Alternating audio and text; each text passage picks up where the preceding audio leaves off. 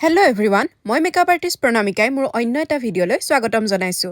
এয়া আছিলে মোৰ যোৰহাটৰ ব্ৰাইড বৰ্ষা। বৰ্ষাৰ সেইদিনাখনি আছিলে জোৰোণ আৰু জোৰোণৰ মেকআপ ভ্লগটো মই আপোনালোকলৈ সম্পূৰ্ণকৈ আগবঢ়াবলৈ লৈছোঁ। গতিকে চাওঁ আহক মইনো মেকআপটো কেনেকৈ কৰিলোঁ। ফাৰ্ষ্ট ষ্টেপটোতো সকলোৱে জানে, CTM। তাৰপিছত তাইৰ মুখত বাৰু বিশেষ একো প্ৰব্লেম নাছিলে, অকণমান পিগমেণ্টেশ্যন আছিলে, সেইখিনি কালাৰ কাৰেক্টৰে কাৰেক্ট কৰি লৈ তাৰপিছত কনচিলাৰ আৰু ফাউণ্ডেশ্যন ইউজ কৰিছোঁ। লিকুইড প্ৰডাক্টখিনি আমি ব্লেণ্ডাৰৰ সহায়ত ব্লেণ্ড কৰি লৈ তাৰপাছত ফেচটো লুজ পাউডাৰে ছেট কৰিছোঁ। আচলতে এইটো ষ্টেপত মুখখন বেছি বগা হৈ পৰে বাবে বহুতে ভাবে যে মুখখন এনেকুৱাই হৈ থাকিব, কিন্তু আচলতে নহয়, সকলোখিনি ব্ৰাছৰ সহায়ত মিলাই দিয়া হয়। বেছ মেকআপটো কমপ্লিট কৰি তাৰপিছত এপ্লাই কৰিলোঁ ব্লাছ। ব্লাছটো আমি প্ৰথমে এপ্লাই কৰোঁতে অলপ বেছি হোৱা যেন লাগিলেও পিছত ছেটিং স্প্ৰে ইউজ কৰাৰ পিছত মিলি যায়। ব্লাছাৰ এপ্লাই কৰাৰ পাছত আমি এপ্লাই কৰিলোঁ ব্ৰঞ্জাৰ বা কণ্ট'ৰ। কণ্ট'ৰটো ইউজ কৰা হয় ফেচটো ডিফাইন কৰিবৰ বাবে।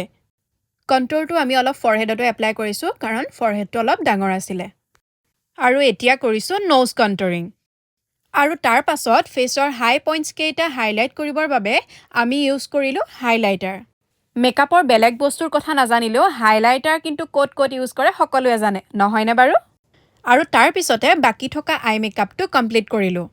ইয়াৰ পিছৰ ষ্টেপখিনি ভিডিঅ' কৰিছিলোঁ যদিও ইয়াত এড কৰিব পৰা নগ'লে, নাজানো কিহৰ প্ৰব্লেমৰ বাবে এড কৰিব নোৱাৰিলোঁ। বাকী ফুল ফেচ মেকআপ হৈ গ'ল। সকলোখিনি কমপ্লিট কৰি ছেটিং স্প্ৰে ইউজ কৰিলোঁ আৰু তাৰপিছত আমি কৰিছোঁ hair style. Hair style complete কৰি তাৰপিছত আমি লগালোঁ মাংটিকা। বাকী কাপোৰ সাজ পিন্ধাই এয়া খোপাত ফুলখিনি লগাই আজিৰ কইনাৰ জোৰোণ লুক কমপ্লিট কৰিলোঁ। আপোনালোকৰো যদি মেকআপটো ভাল লাগিছে তেনেহ'লে নিজৰ লগতে আপোনজনৰ বিশেষ দিনৰ বাবে মোৰ লগত যোগাযোগ কৰিবলৈ নাপাহৰিব। আজিলৈ ইমানেই, আকৌ এটা নতুন ভিডিঅ'ত লগ পোৱাৰ আশাৰে ধন্যবাদ।